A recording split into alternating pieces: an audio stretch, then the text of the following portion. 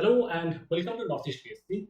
Welcome to today's discussion. Today we'll be discussing about this new initiative which is called The World This Week, where we will try and understand all the important developments that has happened over the last week. This is our very unique approach. The first video in this particular series, we'll try and bring one video in a week where we bring all the latest developments which is in sync with your like exam oriented preparation. So with keeping all those things in mind, let us begin today's discussion with the first uh, topic, which is winds of change. So we are talking about Iran. What happened in Iran that recently the president of Iran, we saw Mr. Ibrahim Raisi, he lost his life in a helicopter crash. तो उसके बाद हम लोग कह रहे थे कि Iran में एक क्या है, आपका पॉलिटिकल क्राइसिस आया. एक जो आपका सिटिंग प्रेसिडेंट है उनका देहांत हो जाना इज अ बिग डेवलपमेंट. उसके बाद से देयर वाज दिस प्लान कि इलेक्शन होगा. अल्टीमेटली इलेक्शन हुई. इलेक्शन होने के बाद हम लोग क्या देखते हैं, मासूद पेजेश्कियान. कौन है? Masood Pezeshkian became the president of the Islamic Republic of Iran. अब यहाँ पर क्या है कि मासूद पेजेश्कियान एक काफी रिफॉर्मिस्ट किस्म के व्यक्ति है. रिफॉर्मिस्ट कौन है? वो लोग जो चीजों को बदलना चाहते हैं, हालात को बदलना चाहते हैं. तो he is seen as reformist person जो जो ईरान में जो मॉरल पुलिसिंग होती है विमेन के ऊपर, उसको रोकने की कोशिश करते हैं. या फिर इनके जो ओपिनियन है, वर्ल्ड व्यू है, it is very much liberal. ठीक है. इससे पहले एक प्रेसिडेंट था हसन रोहानी. हसन रोहानी भी इनको सपोर्ट किया था. अब इनके ओपोनेंट थे Saeed Jalili. He lost the election, but this development, Masoud Pezeshkian became the president, ये एक बहुत अच्छी और होपफुल डेवलपमेंट है, स्पेशली फॉर ईरान. ईरान में हम लोग क्या देखते हैं, फॉर अ लॉन्ग टाइम हम लोग क्या देखते हैं कि वहां पर कई सारे पॉलिटिकल हालत ऐसा हुआ है कि सैंक्शंस है, वहां पर आपका इन्फ्लेशन राइज पे है, पॉलिटिकल इंस्टेबिलिटी कॉज्ड बाय जो आपका हिजाब बैन का जो मूवमेंट चल रहा था, इन तमाम चीजों की वजह से जो ये हुआ, उसके बाद जो इलेक्शन हुआ, इट इज ए होप. ठीक है. तो ईरान का लोकेशन कहां पर ये इंपॉर्टेंट होगा. आपका Iran shares border with Caspian Sea, Turkmenistan, Afghanistan, Pakistan, Iraq, Turkey, Armenia and Azerbaijan. तो ये बहुत इंपॉर्टेंट होता है. Any time whenever you are having a country on news, your first job should be to look into the map of that particular country. Okay, so moving to the next slide. तो यहाँ पर हम लोग अभी बात करेंगे कि mister Modi was in Russia. को काफी सारे डेवलपमेंट हुई वहां पर. रशिया के जो आपका हाईएस्ट सिविलियन अवार्ड है वो मिस्टर मोदी को दिया गया है. और ये क्या दर्शाता है कि wherever any country bestows its highest civilian award to another country's leader, that shows a diplomatic win for both the countries. तो यहाँ पर अगर मिस्टर मोदी को अगर सेंट एंड्रूज द अपोस्टल, ये जो order of the Saint Andrews the apostle, ये award अगर उनको मिला है, it says a lot about the importance that India holds for Russia. इसके पहले अगर हम बात करें, ये अवार्ड शी जिनपिंग को मिली है. ठीक है. शी जिनपिंग को अगर मिली है तो शी जिनपिंग वो व्यक्ति है जिसके लिए मिस्टर पुतिन से कि रशिया और चाइना का जो रिलेशनशिप है, it is the relationship with no limitation. तो वैसे व्यक्ति को इन्होंने ये अवार्ड दिया है. उसके बाद इंडिया को दिया है. इट शोज कि India is equally important for Russia. वो अलग बात है कि जब से रशिया यूक्रेन वॉर शुरू हुआ है 24 Feb 2022 से, जब से ये शुरू हुआ है तब से we have seen a growing proximity between China and Russia, but at the same time, the proximity between Russia and India has also taken place. हम लोगों ने ज्यादा से ज्यादा जो हमारा क्रूड ऑयल है ये हम रशिया से मंगवाना शुरू किए हैं. ठीक है. हम लोगों ने S-400 मिसाइल हम लोग रशिया से इंपोर्ट किए हैं. इसकी वजह से हमारा यूएस और इंडिया का जो रिलेशनशिप है उसमें थोड़ा सा डेंट आ चुके हैं. But what we have seen that ये जो डेवलपमेंट है ये काफी एक होपफुल डेवलपमेंट है, क्योंकि इंडिया हैज ऑलवेज मेंटेन कि हम लोग क्या करते हैं, अपना जो फॉरेन पॉलिसी है, we independently maintain our foreign policy. हम किसी के दबाव में आके अपना फॉरेन पॉलिसी चेंज नहीं करते हैं. We have always believed in non alignment. Now we are following what is called strategic autonomy. ठीक है. तो यूक्रेन रशिया वॉर में भी अगर देखें, ना यूक्रेन को सपोर्ट करते हैं ना रशिया को सपोर्ट करते हैं. We have maintained that position for a long time. इसके अलावा अभी क्या है, जो दोनों कंट्री के बीच में आपका ट्रेड है, it is somewhere around $27 billion. ठीक है, समवेयर अराउंड $27 बिलियन. तो ये कोशिश किया जा सकता है कि बाय द ईयर 2030 ये हम लोग क्या करना चाहिए, $100 बिलियन बनाना चाहिए, जो दोनों कंट्री के बीच में ट्रेड है. Why is it important? ये इंपॉर्टेंट इसलिए है कि आपका रशिया और चाइना के बीच में जो ट्रेड है, it is somewhere between $240 billion. तो we need to step up with respect to trade front. तो this is something that we have seen. और इसके अलावा जो आप डिफेंस के सेक्टर में जो आपका कोऑपरेशन है काफी ज्यादा है. और whenever there is some development internationally, अगर हम लोग बात करें, this visit comes at a time when the Ukraine-Russia war is still ongoing. तो ऐसे में हम लोग क्या कहते हैं कि मिस्टर मोदी बोलते हैं कि हम शांति की बात करते हैं, फेस टू फेस बैठ के बोलते हैं कि this is not an era of war. तो इस तरीके की बातें जो बोलने के बाद ये दर्शाता है कि जो इंडिया की जो आपका वेटेज है in the world stage, it has significantly increased. Okay.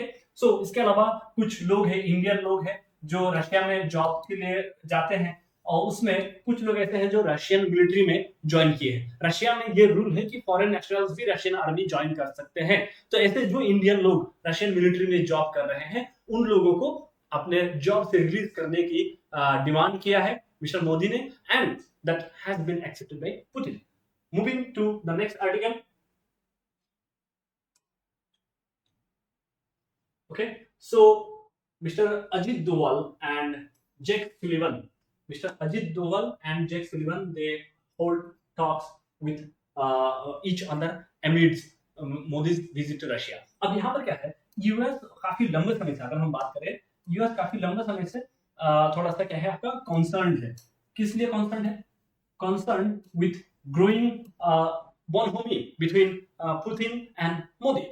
अब यहाँ पर क्या है कि जेक सुलिवन ने ऐसा बोला है कि आप क्या करते हैं, कभी भी रशिया के ऊपर ट्रस्ट नहीं कर सकते. It is being said by the national security advisor of the US, Jake Sullivan. He said कि आप रशिया के ऊपर बेट नहीं लगा सकते हैं, क्योंकि कभी भी आपका ये जो भरोसा है, आपका जो ये बेट है, ये बैकफायर कर सकता है. ठीक है. So this is something that has been observed. ये तब बातचीत हो रही है जब मोदी जी अभी कहां पर थे, रशिया में थे. तो they have always been worried about Russia का जो ग्रोइंग इन्फ्लुएंस है. और ये भी दर्शाता है कि रशिया का क्या है, Russia is a junior partner to China. China के साथ कभी भी अगर रशिया के सामने एक ऑप्शन आए कि हमें चाइना के साथ जाना है या इंडिया के साथ जाना है, जेक सुलिवन सेज कि Russia will always side with China. तो ये एक इंपॉर्टेंट डेवलपमेंट है, ये हमें जानना जरूरी है कि इंडिया के रेस्पेक्ट में जो हम लोगों का रिलेशनशिप है with Russia, how it impacts the relationship with USA. तो इसके ऊपर 2020 में यूपीएससी के मेंस में भी एक सवाल पूछा गया है. तो आपको ये सारे डेवलपमेंट्स के बारे में पता होना चाहिए. ठीक है. Moving to the next article. तो यहाँ पर अभी फ्रांस में एक बहुत ही इंपॉर्टेंट डेवलपमेंट हुई है. ठीक है. फ्रांस के पार्लियामेंट के इलेक्शन में हुई है, उसमें 577 सीट है, जिसका मेजोरिटी कितना होना चाहिए, 289 होना चाहिए. इसमें जो सबसे हाईएस्ट एक पार्टी को मिला है 182 सीट्स मिली है.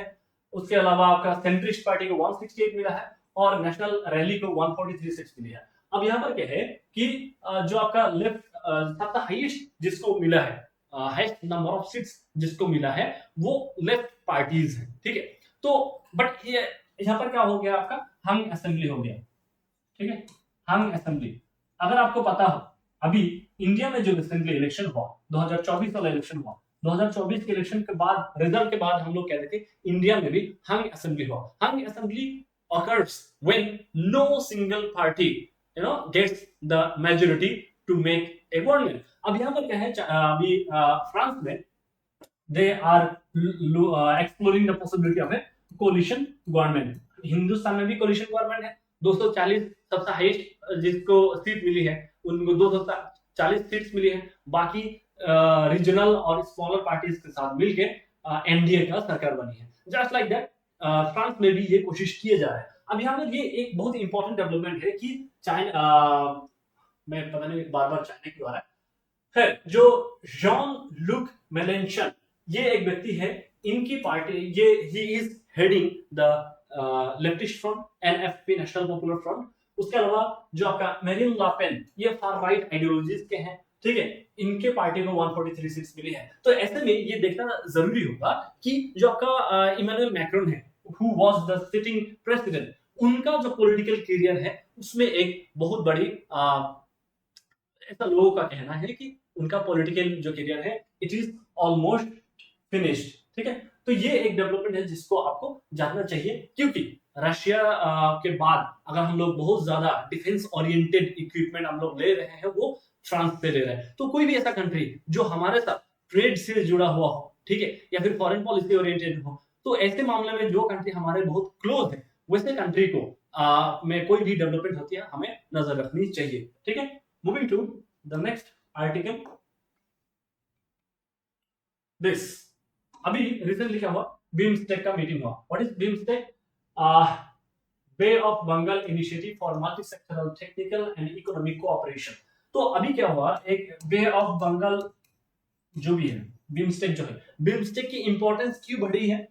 सार्क की जो इंपॉर्टेंस था, सार्क की जो आइडिया था, वो एक बहुत ही बढ़िया आइडिया था। If it would have been successful then for the entire South Asian countries it would bring a lot of good hope in terms of cooperation with all the neighboring countries. But what happened, SAARC में एक important country है जिसका नाम है पाकिस्तान, और पाकिस्तान के अपने distorted history आप जानते होंगे, स्पेशली इनकी जो स्टेट स्पॉन्सर्ड टेररिज्म का जो मामला है बहुत ज्यादा है। आप 2008 के देख लिए, 2016 में पठानकोट, 2000 फिर 2016 में आई थिंक उरी भी हुआ था, 2019 में पुलवामा, इस तरीके की चीजों की वजह से हम नहीं चाहते कि सार्क जैसे एक संस्था में जब भी मीटिंग हो हम इंडिया और पाकिस्तान साथ साथ हो, क्योंकि we can never agree to talk with someone, कि मतलब जो टेररिज्म को बढ़ावा देता हो वैसे व्यक्ति के साथ हम लोग डिप्लोमेटिक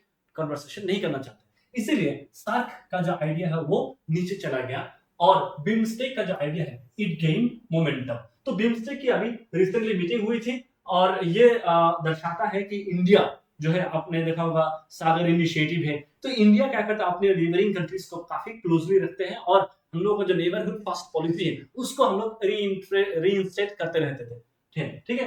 तो बिम्स्टेक की अगर हम बात करें 1997 में बना था, ठीक है, उसमें बिस्टेक हुआ करता, उस टाइम बिस्टेक कहते थे, ठीक है।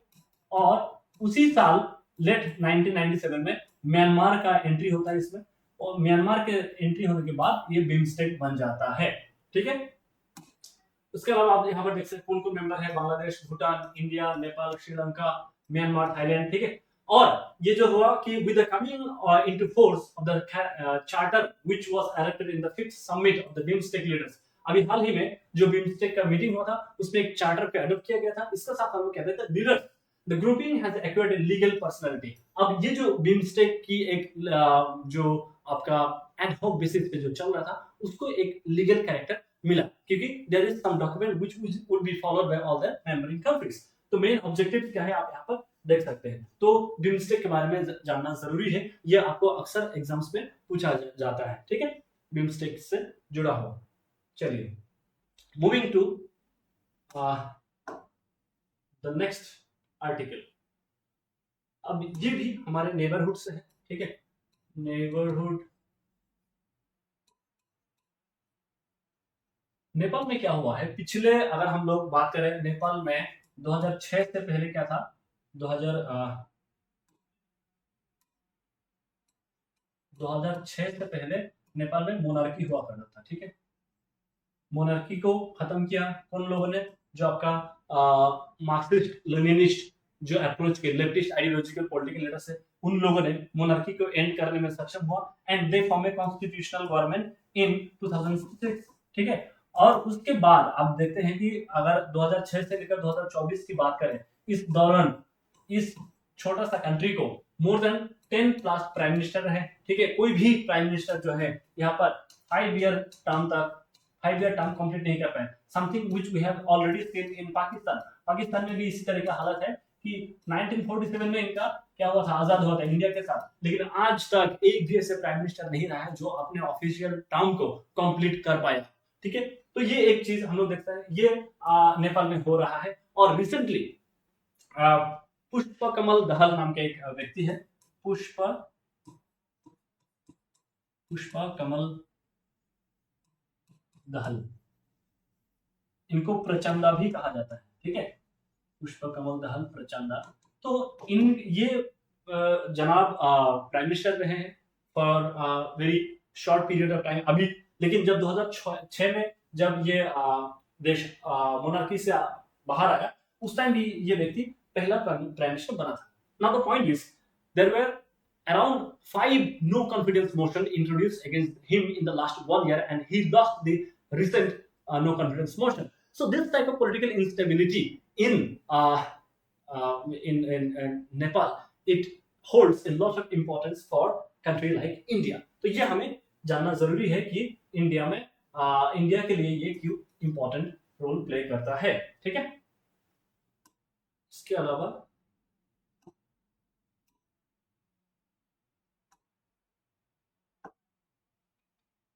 so that's all for today's discussion. I would really love your opinion, your input कि ये हमारा जो इनिशिएटिव है ये आपको कैसा लगा। ये पहला एपिसोड था। अगर आपको अच्छा लगता है, if you really think that we are providing valuable insight, please let us know in the comment box. Please like the video, subscribe to our channel, and we'll see you with the next video next week in the world this week. That shall be all for today. Thank you so much. See you in the next video. Bye bye.